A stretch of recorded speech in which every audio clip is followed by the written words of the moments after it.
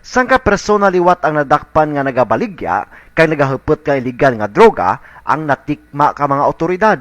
Sa tingab nga puwersa kang Philippine Drug Enforcement Agency o PDEA, Provincial Anti-Illegal Drug Task Group, kag kula si PNP, ginkasa ang sangka operasyon batok sa sangka big time pusher sa norte nga bahin kang probinsya.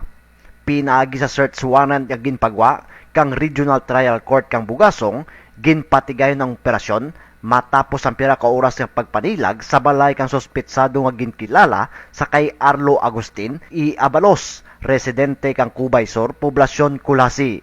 Ginsilid ka ginsagap ang tuyo kang mga otoridad, nakita kang mga operatiba ang bulto nga plastik kag nakasilid ang ginapatian illegal nga droga.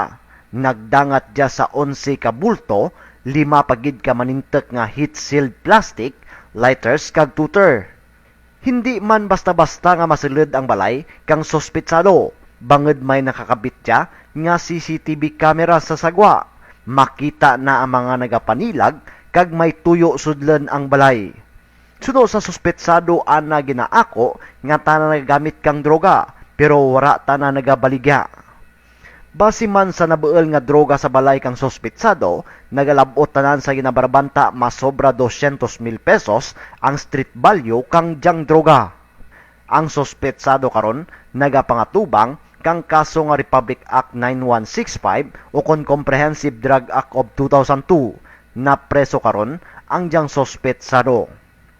Para Scoop Patrol, Peter Salivar.